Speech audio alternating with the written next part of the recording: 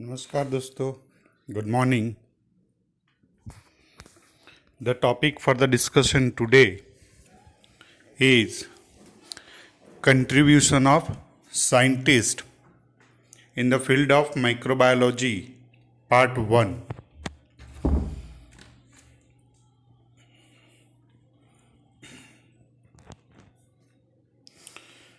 Today we will discuss two scientists and their role and contribution in the development of microbiology. The first one is Antony van Leeuwenhoek. Antony van Leeuwenhoek, who is a Dutch scientist born in Delft in October 24, 1632, and who died in 1723 at the age of 90 years. 90 साल की साल में उसका निधन हो गया. The Dutch scientist Antony van Leeuwenhoek, commonly known as the father of microbiology, and he was the one of the first microscopist in the history. ये जो साइंटिस्ट थे उनका जो सबसे पहला डिस्कवरीज था माइक्रोस्कोप, और माइक्रोस्कोप की डिस्कवरी की वजह से पूरी माइक्रोबायोलॉजी का जन्म हुआ. That's why we consider him as a father of microbiology. इसीलिए हम उनको फादर ऑफ माइक्रोबायोलॉजी कह सकते हैं. He was the first microscopist.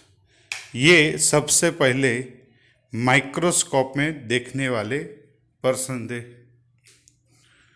उनकी शुरुआत की लाइफ देखें. Early life. Leeuwenhoek was born in Delft on October 24, 1632. He come from family a tradesman, had no fortune, received no higher education or university degrees, and knew no language other than his native Dutch. Leeuwenhoek एक व्यापारी परिवार से आते थे और उनका वो नसीब नहीं था कि उस ज़माने में वो हायर एजुकेशन पढ़ सके, कोई यूनिवर्सिटी जा सके, और उनको अपनी जो मदर टंग थी, मातृभाषा, उसके अलावा डच भाषा जो थी उसके अलावा उनको कोई भाषा भी नहीं आती थी. No language other than is native Dutch.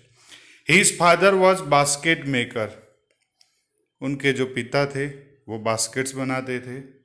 And his mother's family were brewer. और उनकी माता थी, उनको जो फैमिली था वो ब्रीवर था. ब्रीवर यानी जो वाइन बनाते, उसका जो फैक्ट्री होती है उसको हम बेवरेज बोलेंगे. वाइन और बियर की जो फैक्ट्री होती है उसको हम बोलेंगे ब्रीवर्स. तो ये उनका फैमिली बैकग्राउंड रहा. Antonie was educated as child in a school in the town. तो वही स्कूल उन्होंने अपने टाउन में स्कूलिंग पूरा किया. At the age of 16 he was apprenticed in the linen draper shop. 16 साल की उम्र में उन्होंने अप्रेंटिस किया. कहाँ पे अप्रेंटिस किया? लाइनन ड्रैपर शॉप. लाइनन यानी कपड़ा बनाने की जो दुकान है वहाँ पे. Around 1654 he return to Delft. फिर वो वापस आ गए अपने गांव 1654 यानी 22 साल के बाद. He set himself in a business as a draper, a fabric merchant. और 22 साल की उम्र में उन्होंने कपड़े बेचने का बिजनेस शुरू किया. वो गांव-गांव जाते थे और अपना जो कपड़ा था वो सेल करते थे. Merchant. He was a merchant, fabric merchant. Antonie van Leeuwenhoek was a salesman by profession who trades household linen. Household linen यानी जो कर्टेंस का कपड़ा होता है, चादर होती है, तो ऐसे घर में यूज होने वाले जो क्लोथ्स थे, कपड़े थे, उनको बेचा करते थे। He often took magnifying glasses to जज the quality of the cloth.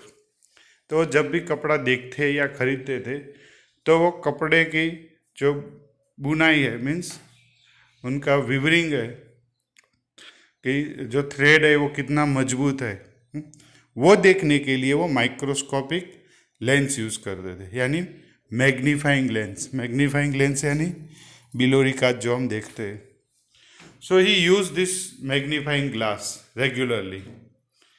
He often took magnifying glasses to judge the quality of cloth. Leeuwenhoek employed his own lenses of diamond saving, which he got from Delft diamond cutters. तो delve के जो diamond cutters थे उन्होंने उनको एक कांच काटने वाली चीज़ दी जिसको हम हीरा कनी बोलते हैं। तो वो डायमंड कटर्स जो था वो लेके वो अपने पास रखते थे और अपने इंटरेस्ट के हिसाब से वो कांच के टुकड़े को वो घिसते थे और मैग्नीफाइंग ग्लास बनाते थे। मैग्नीफाइंग ग्लास यानी बिलोरी कांच जो आप बोलते। So he was the found of this one. ये उसका अपना एक शौक था मैग्नीफाइंग ग्लास बनाने का। He learn to grind the lenses. उसने सीख लिया कि मैग्नीफाइंग ग्लास कैसे बनाते हैं, उसको किस तरह से घिसा जाएगा, उसके शेप कैसा देना है। He made simple microscope and begin observing with depth. और धीरे धीरे उसने एक माइक्रोस्कोप बना लिया। ही कंस्ट्रक्टेड हिज ऑन माइक्रोस्कोप। उसने अपना खुद का एक माइक्रोस्कोप बना लिया। विच वर बेसिकली सिंपल इंस्ट्रूमेंट। वो एक सिंपल इंस्ट्रूमेंट्स था और उसमें सिर्फ एक लेंस लगा हुआ था, सिंगल लेंस। हम देखते हैं उसको फोटोग्राफ्स, ये रहा। तो यहाँ पे आपको देख सकते हो ये लेंस है। So that lens is nothing but the magnifying lens. और यहाँ पीछे जो पिन है वो पिन पे वो सैंपल्स रखता था और ये जो सारे स्क्रू है वो सैंपल एडजस्टमेंट के लिए। तो उसी तरह वो माइक्रोस्कोप में देखा करता था।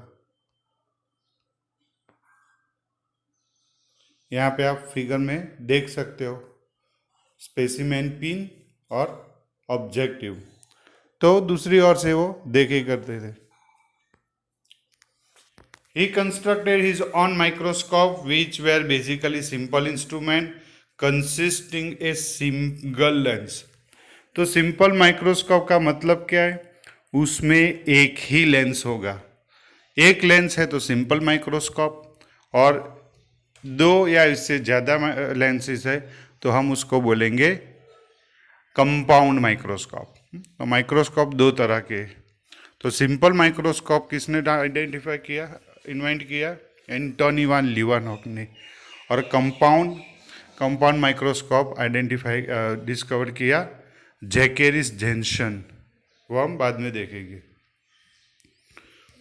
उसके बाद वो जो लेंस था वो लेंस उसने मेटल की स्ट्रिप में फिट कर दिया, जैसे ही हमको ये फिगर में दिखता है। तो ये एक पीतल की पट्टी है, उसको बेंड करके उसके बीच में लेंस रख दिया है। यहाँ पे आप फिगर में देख सकते हो, जो आपको पीतल की पट्टी देखती है दैट इज अ डुप्लीकेट, दो परतों में।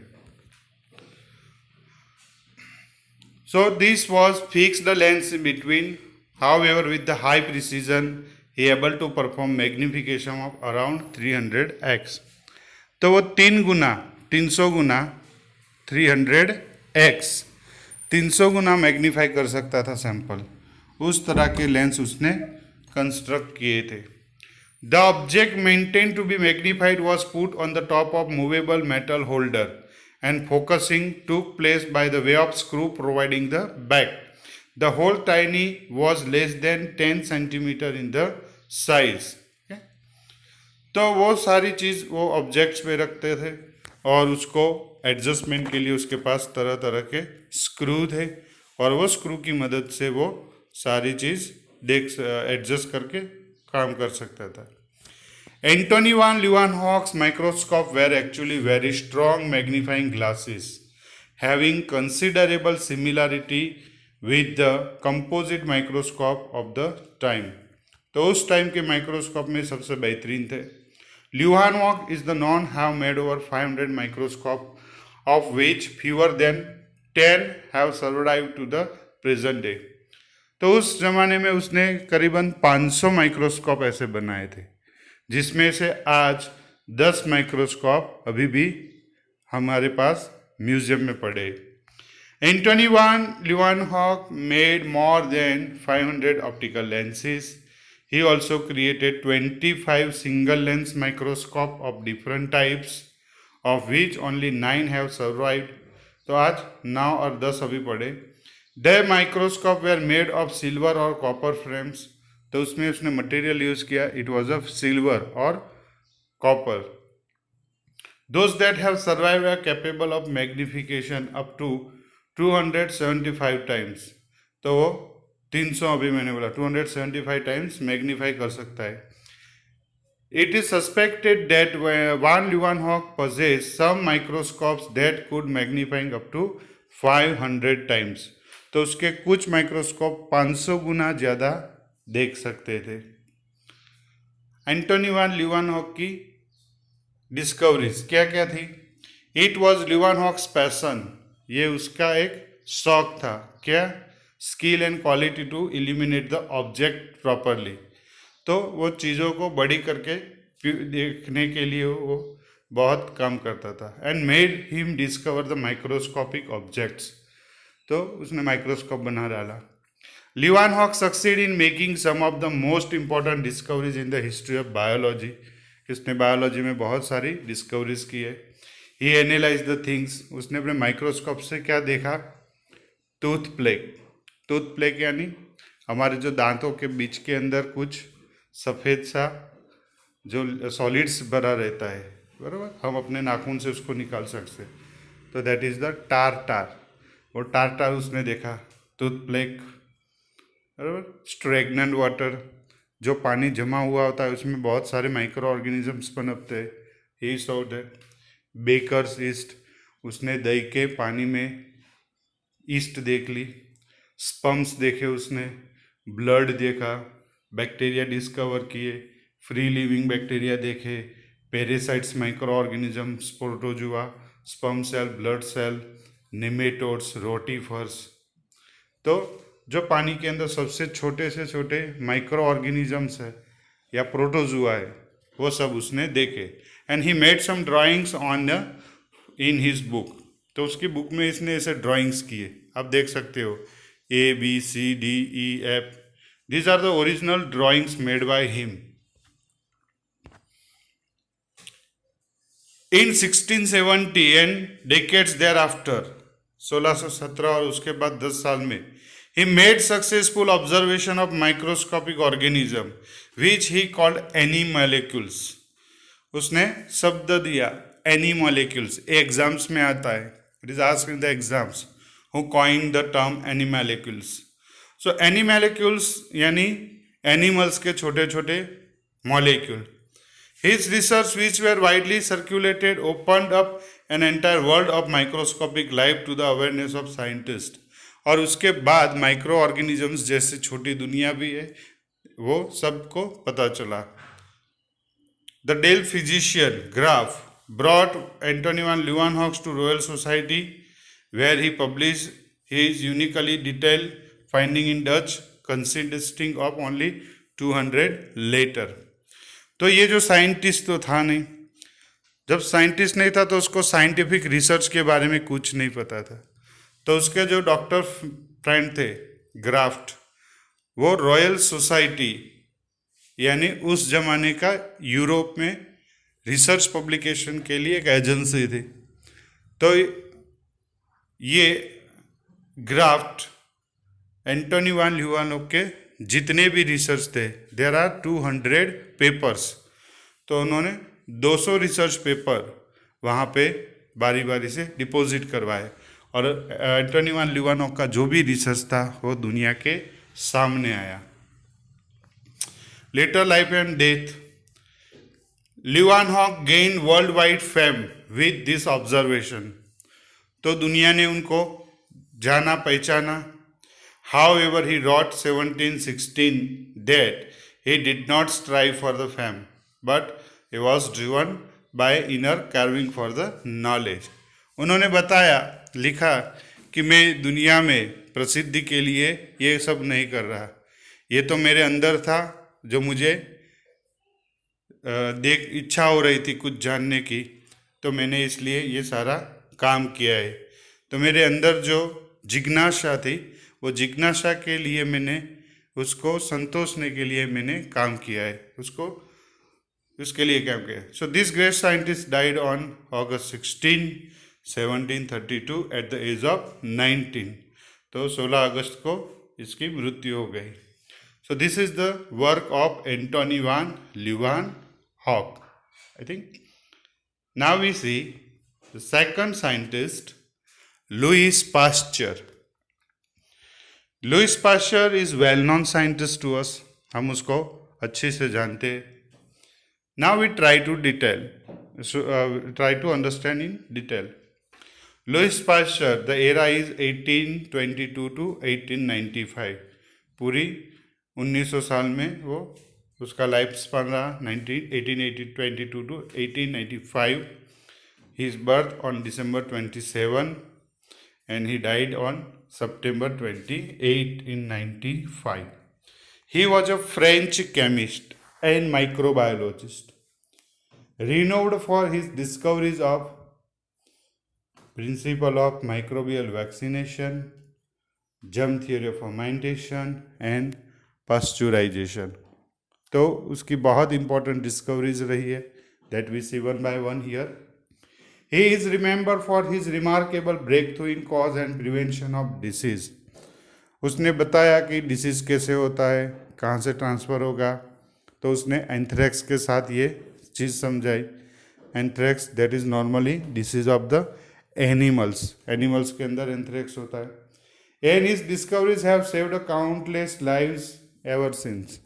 और उसकी डिस्कवरीज की वजह से आज बहुत सारी जिंदगियाँ बच गई। He reduced the mortality from the puerperal fever and created his first vaccine for rabies and anthrax.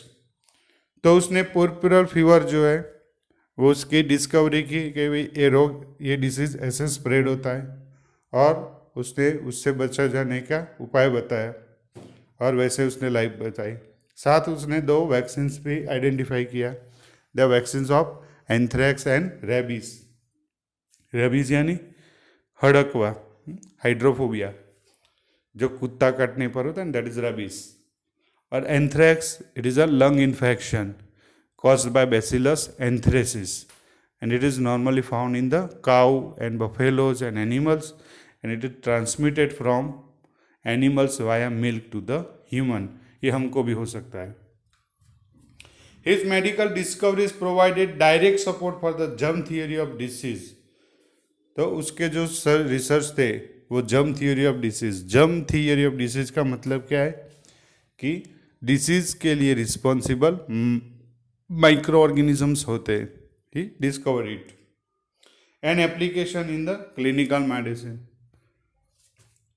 So we see already this discussion earlier, the disprovement of spontaneous generation. उसने आखिरी एक्सपेरिमेंट किया स्पॉन्टेनियस जनरेशन को हटाने के लिए। वो क्या था? गूजनेक फ्लास्क। उसका जो गूजनेक फ्लास्क है, वो गूजनेक फ्लास्क में क्या बताया गया कि micro organism present in the air which grow in certain protein material. तो जो फ्लास्क में मटन ग्रेवी थी या मीट था, कुछ भी था, तो उसमें माइक्रो ऑर्गेनिजम्स नहीं रहते। पर जब भी हवा में से माइक्रो ऑर्गेनिज्म उसके अंदर जाते तब वो ग्रो होते। यानी हवा में जो माइक्रो ऑर्गेनिज्म है उसी में से ही दूसरे ऑर्गेनिज्म ग्रो होंगे। Life arise from the pre existing parents. उसको हम कंसेप्ट बोलेंगे बायोजिनेसिस। तो जो बायोजिनेसिस है वो सही है, स्पॉन्टेनियस जनरेशन या एबायोजेनेसिस जैसा कुछ नहीं है। तो उसको डिस्प्रूव करने के लिए उसने ये फ्लास्क बनाया, गूजनेक फ्लास्क। तो गूजनेक फ्लास्क में क्या चीज़ थी? एक यू बैंड, 2 यू बैंड वाला एक जो गूज है उसके डोक जो नेक है उसके जैसा शेप था। तो वहाँ पे आप फिगर में देख सकते हो कि माइक्रो ऑर्गेनिज्म तो पंख नहीं होते, they just laden on a particles. तो जो डस्ट पार्टिकल है उसके ऊपर वो रहने के बाद अंदर जा सकते। पर due to this bending U bend shape the dust particle have no momentum. तो अंदर जाते ही डस्ट पार्टिकल सेटल हो जाते हैं जो ग्लास की वॉल है उस पर। So air can circulate inside and outside but not the dust particle and micro organisms. So he proved that there is no such vital force in a mutton gravy. तो mutton gravy जो नीचे रखी है उसमें कोई vital force नहीं है। अगर उसमें माइक्रो ऑर्गेनिजम्स जाएंगे तो वो ग्रो होंगे, अगर नहीं जाएंगे तो नहीं ग्रो होंगे। And thus he disprove the theory of spontaneous generation.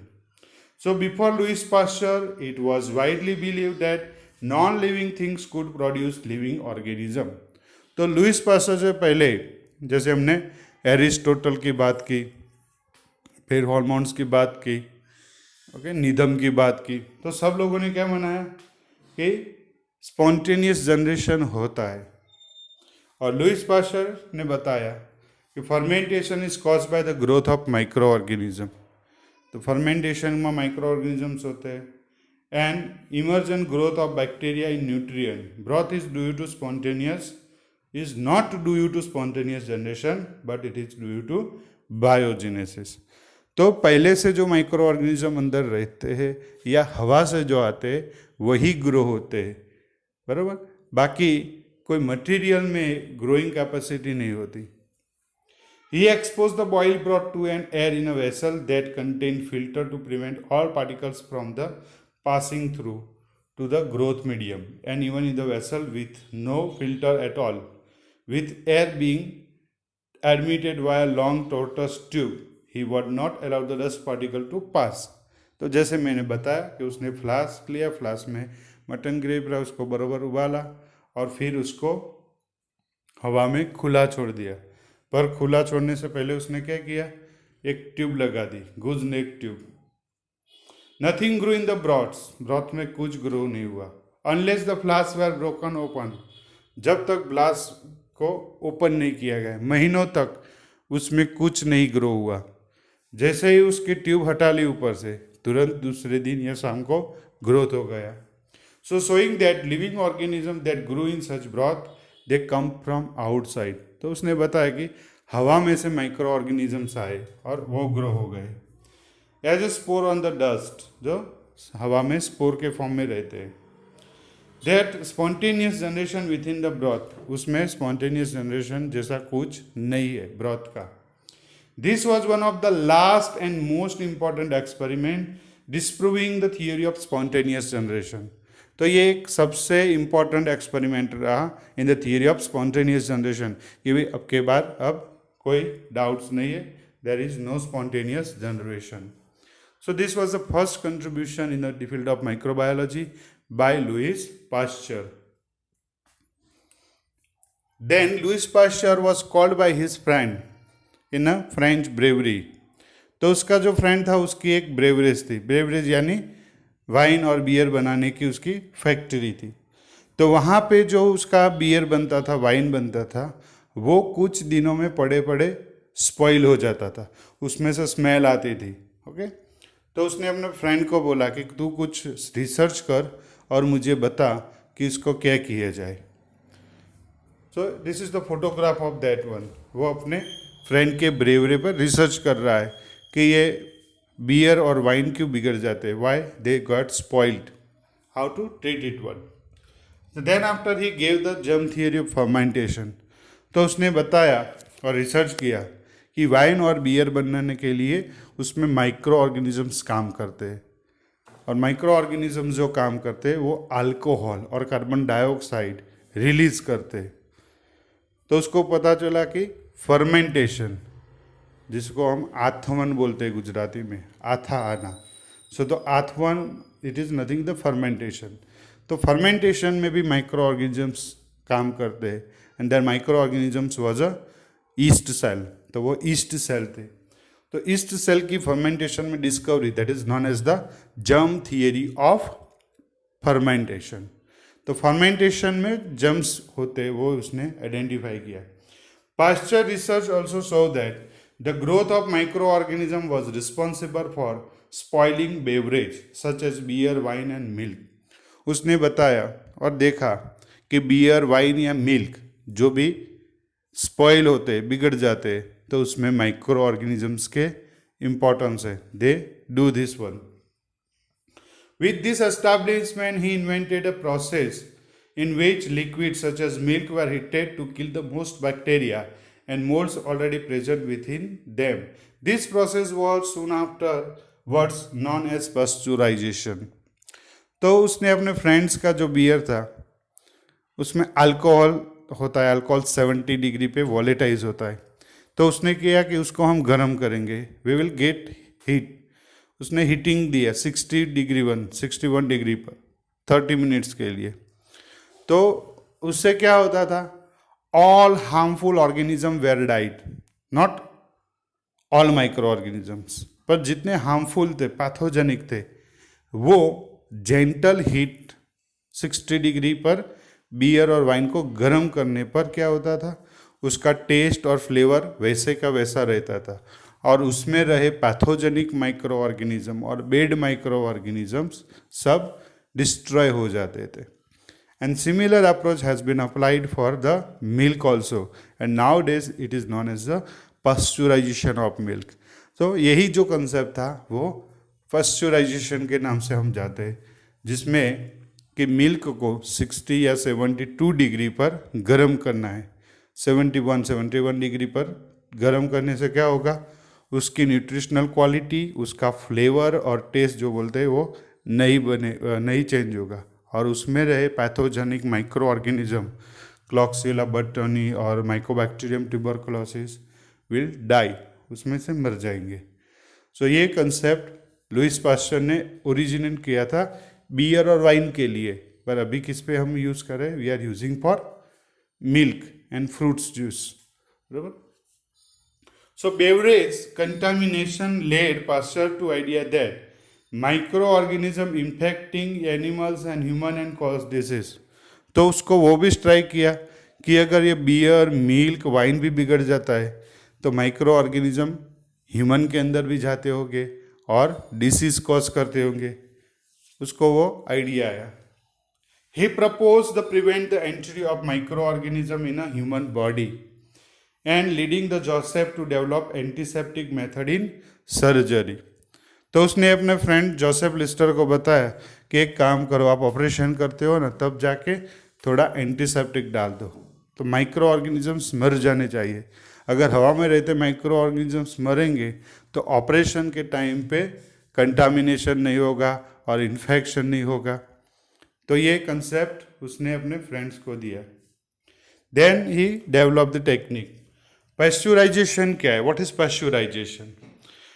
He is best known for the general public for his invention. तो पास्चर के नाम से ही इस टेक्निक का नाम रखा गया है pasteurization.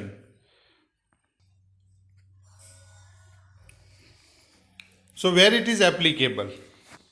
He found out experimental that the sufficient to heat a young wine or only about 50-60 degree, यानी 120 to 140 Fahrenheit for a brief time kill the microbes, and the wine could be nevertheless properly aged without sacrificing the final quality.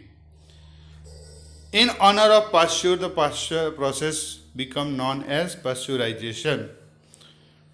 तो उसने वो identify किया जैसे मैंने बताया, and pasteurization were originally use for the preventing the wine and beer from souring. तो उसमें से एसिटिक एसिड बन जाता था, वो ना बने, विनेगर ना बने, इसके लिए इसको ट्रीटमेंट देना था। उसकी डिस्कवरी इसके लिए हुई थी, but now it would be many years before milk was pasteurize. तो कितने भी सालों से हम बहुत सालों से पस्चुराइजेशन कर रहे हैं मिल्क, वही टेक्निक से। Pasteur discovered that heating milk to a high temperature, then swiftly cooling it before bottling it, enables the milk to remain fresher for a extended period of the time। तो pasture ने बताया कि milk को एकदम गर्म करो 60-70 degree पर, और जैसे उसको 15 मिनट हो जाए या 30 मिनट हो जाए या 15 सेकंड हो जाए, उसके बाद तुरंत उसको ठंडा पाड़ दो, ठंडा करो यानी कूल कर दो। तो कूल करने पर क्या होगा, वो इमीडिएटली उसकी क्वालिटी, उसका टेस्ट मेंटेन रहेगा, और बॉटल में भरने पर उसकी जो सेल्फ लाइफ है वो ज़्यादा रहेगी। It enables the milk to remain fresher for an extended period of the time. Today the process of pasteurization is used widely in the drinks and food industry. The process slows the spoilage caused by microbial growth। तो पेस्चुराइजेशन से जो microbial growth है और harm spoilage है वो कम हो रहा है। Third discovery is the anaerobic life, जिसको आप गुजराती में जानते हैं अजारक श्वसन। मीन्स हम जानते हैं कि there is no life without oxygen. Oxygen के सिवा हम नहीं जिंदा रह सकते। वो किसने बताया? लेवोजियर ने। Lavoisier discuss this thing, life is not possible without oxygen. Okay, so it was common concept, but Louis Pasteur found that the life is possible without oxygen. Yeast can grow and produce ethanol in only absence of oxygen। वो कैसे होता है? तो हमको पता है कि ये कौन सा पाथवे, ग्लाइकोलाइसिस, जो हर सेल में हमारे होते हैं। तो ग्लाइकोलाइसिस में क्या होगा, glucose converted to pyruvic acid. अब पायरुविक एसिड को जब हम ऑक्सीजन देंगे तो वो जाएगा टीसीए साइकिल में और एटीपी बनाएगा। But when there is no oxygen, oxygen नहीं होगा तो पायरुविक एसिड एटीपी बनाने के लिए अपने हाइड्रोजन्स किसी को डोनेट करवाएगा। तो ये जो हाइड्रोजन लेंगे वो कंपाउंड्स बन जाएंगे अल्कोहल्स। तो lactic acid, ethanol, butanol, acetone, okay, बहुत सारे फर्मेंटेशंस है जहाँ पे ऑर्गेनिक सबस्ट्रेट इलेक्ट्रॉन डोनर और इलेक्ट्रॉन एक्सेप्टर बन जाते हैं। There is no role of electron transport chain, और अपनी एटीपी बनाते हैं। तो ऑक्सीजन की एब्सेंस में भी माइक्रो ऑर्गेनिज्म सर्वाइव करते और अपना काम करते। That is known as the fermentation. Okay, so fermentation is anaerobic process. Fermentation में ऑक्सीजन नहीं चाहिए, और ये चीज़ किसने डिस्कवर की? Louis Pasteur. Louis Pasteur show the anaerobic life is there. Oxygen के बिना ऑर्गेनिजम्स रहते हैं और काम करते हैं। So Pasteur discover the anaerobiosis where some micro organisms can develop and live without air, oxygen. This is known as the Pasteur effect. Pasture effect का मतलब क्या है कि जब ऑक्सीजन मिलेगा तो ईस्ट सेल जो आप फिगर में देख रहे हैं वो रेप्लिकेट हो जाएंगे, रिप्रोड्यूस करेंगे। एक में से 2, 4, 8 बनेंगे ऑक्सीजन की प्रेजेंस में। अगर ऑक्सीजन नहीं होगा तो वो अल्कोहल बनाएंगे।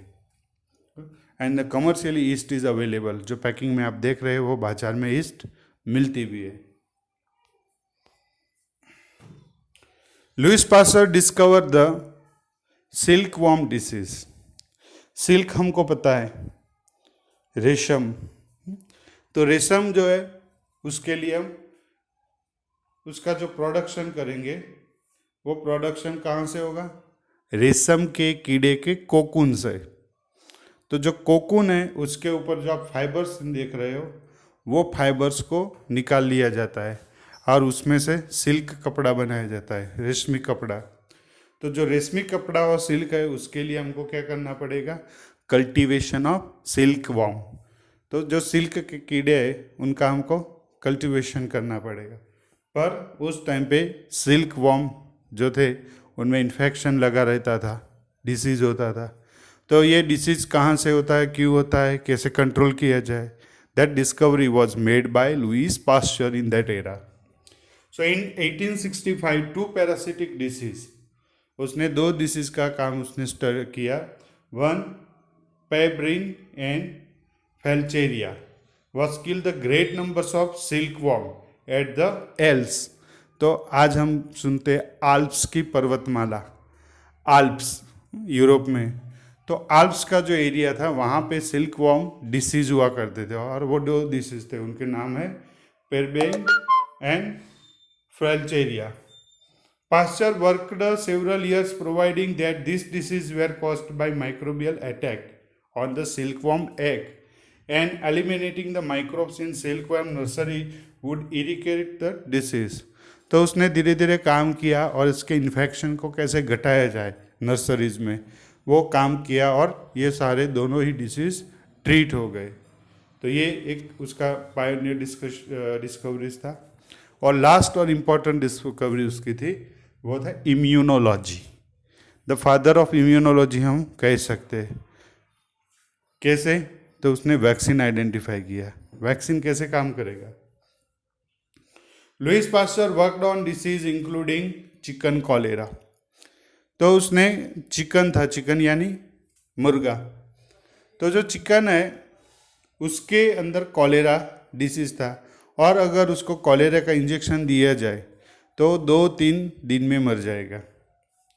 During his work culture of responsible bacteria had spoiled and failed to induce the disease in some chicken. He was infecting with the disease. उसने क्या किया कि पब्लिक को बुलाया कि देखो मैंने डिस्कवरीज की है, और मेरे पास जो कल्चर है वो अगर मैं इस चिकन को इंजेक्शन दूंगा तो इस चिकन में कॉलेरा होगा और मर जाएगा. तो उसके लिए वो हमेशा अपने कल्चर्स बना के रखते थे और पब्लिक के बीच में वो डेमो करते थे. एक दफ़ा क्या हुआ, upon reusing the healthy chicken Pasteur discover could not infect them. तो एक बार उसने क्या किया कि वो खुद काम नहीं कर पा रहा, बाहर जाना था, छुट्टी पे था, तो उसने अपने फ्रेंड्स जो था असिस्टेंट चैम्बरलैंड को बोला कि आज तुम ये डेमो कर देना. तो उसने पब्लिक के बीच में गया और उसने डेमो किया. वो चिकन को उसने ओल्ड कल्चर से इंजेक्शन कर दिए जो पहले से बनाए हुए रखे थे बैक्टीरियल कल्चर, और जो बैक्टीरियल कल्चर वो बनाए हुए रखे थे वो मरे नहीं. देखा ना, upon reusing this healthy chickens Pasteur did not could discover he could not infect them even with the fresh bacteria. तो वो मर जाने चाहिए थे चिकन्स जो चैम्बरलैंड ने इनॉक्यूलेट किए, पर उनको कुछ नहीं हुआ. तब जाके हेल्दी कल्चर लिया, और healthy culture fresh microbial culture री इनॉक्यूलेटेड इन दोज चिकन. तो जिनको चैम्बरलैंड ने इन्फेक्ट किया था उनको फिर से ये साइंटिस्ट ने इन्फेक्शन करवाया, तो वो नहीं मरे. क्यों नहीं मरे उसको क्वेश्चन था.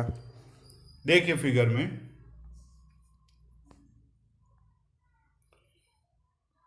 तो ये फर्स्ट एक्सपेरिमेंट था कि उसने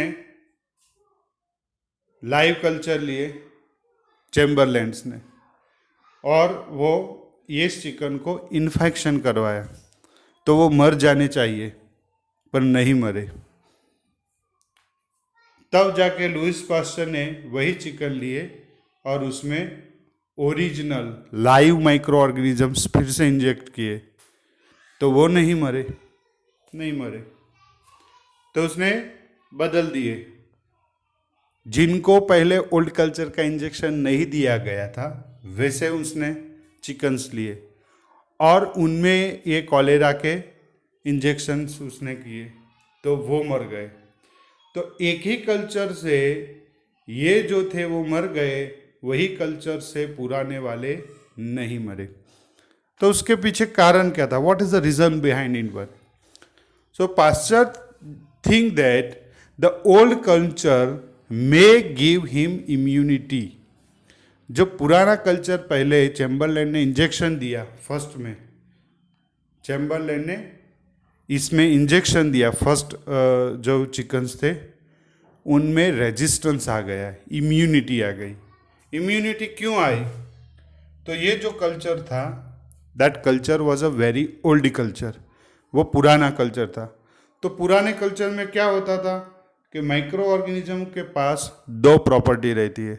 पहली प्रॉपर्टी रहती है डिसीज कॉजिंग, रोग करने की, और दूसरी प्रॉपर्टी रहती है कि एंटीजन यानी इम्यूनिटी प्रोड्यूस करने की।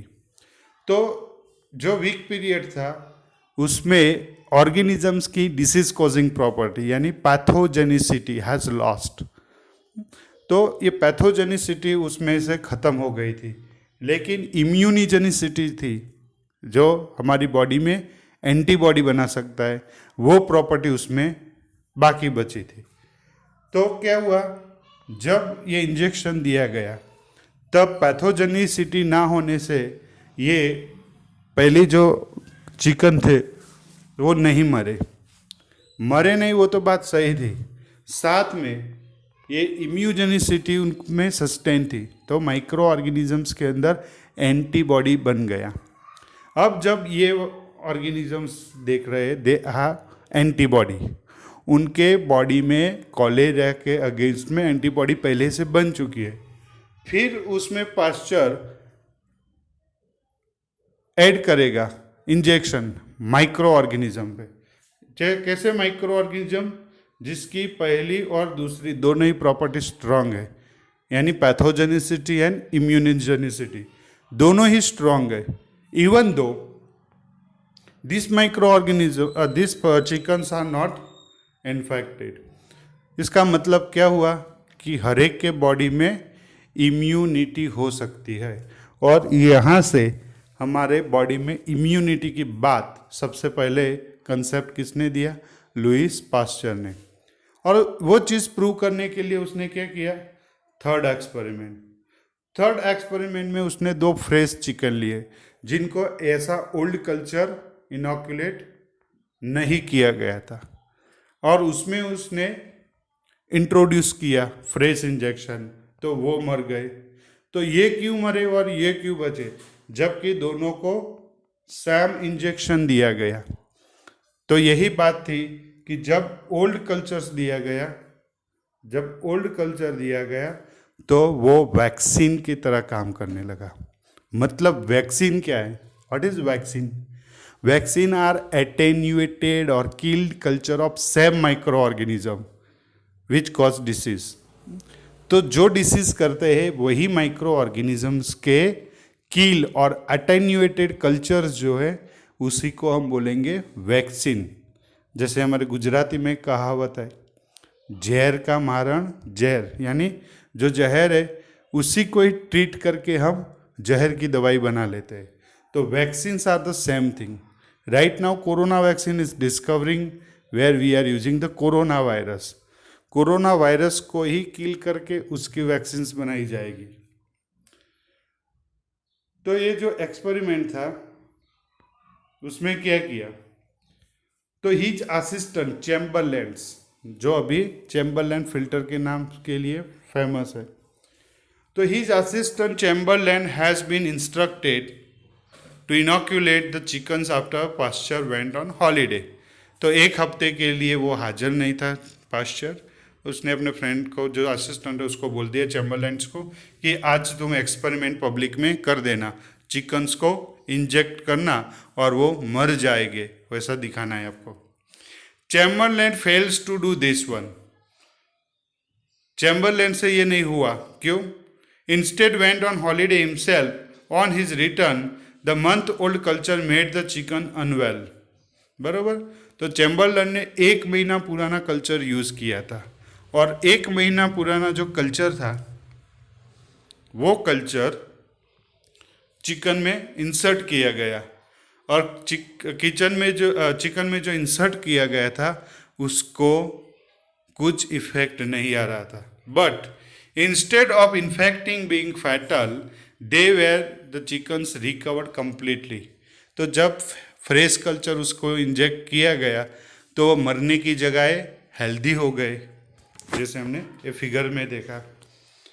Chamberlain assumed an error had been made and went to discard the faulty chicken when pasture stopped in. Chamberlain को ऐसा लगा कि मेरे से कुछ गलती हुई है, चलो डिस्कार्ड कर दो. Pasteur guess the recovery animals now might be immune to disease. पर पास्चर तो साइंटिस्ट था, तो उसके दिमाग में आया कि ऐसा नहीं है, इसके अंदर इम्यूनिटी आ गई है, इसीलिए वो नहीं मरे. And had recovered from the anthrax and cholera. तो वो एंथ्रेक्स के एनिमल्स में भी उसने काम किया, तो वहाँ पर भी उसको यही सेम चीज़ मिली. So in 1870, he applied the immunization method for anthrax, which would affect the cattle and abused interest in. तो उसने एंथ्रैक्स वैक्सीन भी डिस्कवर की यही तरीके से. Pasteur publicly claim that he had made the anthrax vaccine by exposing the bacilli to oxygen. उसने जो bacillus थे उसको ऑक्सीजन ट्रीटमेंट दे दी थी, जिसकी वजह से वो इनएक्टिव हो गए थे. And this method use to oxidising agent potassium dichromate. तो पोटेशियम डाइक्रोमेट से उसको ऑक्सीडाइज किया. Pasteur's oxidation method did eventually produce a vaccine, but only after he had been awarded a patent on the production of anthrax vaccine. तो उसने anthrax vaccine के लिए patent भी किया. उसके बाद रेबीज वैक्सीन की बारी जाए. आप यहाँ फोटोग्राफ्स में देख सकते, you can see there is a dog. और डॉग में कौन सा डिसीज रहता है? रेबीज, हड़कवा, जो काटने पर हमको इन्फेक्शन होता है. So Pasteur produce the first vaccine for the rabies. उसने हड़कवा, रेबीज के लिए भी वैक्सीन बनाया. और वैक्सीन जो बनाया उसमें वायरस रिस्पॉन्सिबल थे. Virus he injected in the rabbits. तो उसको वायरस है वो लिविंग सेल्स चाहिए. तो हड़कवा जो है रेबीज है, उसके वायरस उसने रेबिट में इंजेक्ट किए और रेबिट में कल्टिवेट किए. फिर week after drying and affecting the nervous tissue. तो रैबिट्स के जो नर्वस टिश्यूज है वो उसने निकाली, उसको ड्राई किया. ड्राई करने पर क्या हुआ? वायरस हार किल्ड. वायरस मर गए, पर वायरस के सरफेस पे जो एंटीजन थे वो बाकी बचे. The rabies vaccine was initially created by Emile Roux, a French doctor and colleague of the Pasteur. तो ये दो फ्रेंड्स थे पास्चर के, Roux, who had been working with the vaccine development, and they did work on 11 dogs before human trial. उन्होंने 11 dog पे rabies vaccine का experiments किया और उसके बाद ह्यूमन पे. The first vaccine was given to 9-year-old Joseph Meister. You have to remember this name. Exams में पूछा जाता है कि लुइस पास्चर ने रेबीज वैक्सीन किसको दी थी. तो 9-year-old boy Joseph Meister on July 6, 1885. After boy was badly maulted by rabid dog. तो जो रेबिड डॉग था हड़कवा, उसने बहुत अच्छे से इस बच्चे को काटा था, उसका जीना मुश्किल था, तब जाके इसने वैक्सीन दी था. This was done at some personal risk of for the Pasteur. वो अपने रिस्क पे उसने किया था. He was not a license physician. वो कोई डॉक्टर तो था नहीं. He could have faced prosecution for the treating the boys. After consulting with the colleagues, he decided to go ahead with the treatment. 3 months later, he examined Mr. and found that was the good in the health. तो 3 महीने के बाद उसको वो symptoms नहीं रहे और healthy हो गया. The first of the Pasteur institute was build on the same basis of this achievement. और इसी की बदौलत आज भी पेरिस में पास्चर इंस्टीट्यूट है. So in the photograph you can see there is a rabid dog जिसको हम मारते थे, वो लोगों को काटता है. तो आज जो भी हड़कवा की वैक्सीन रस्सी जो है रेबीज की, वो हमको लुइस पास्चर ने दी. And Louis Pasteur was use to treat the patient. Okay. और उसने एंथ्रैक्स वैक्सीन भी बनाई और स्प्रेड किया. So with this one I conclude today's lecture. Thank you very much.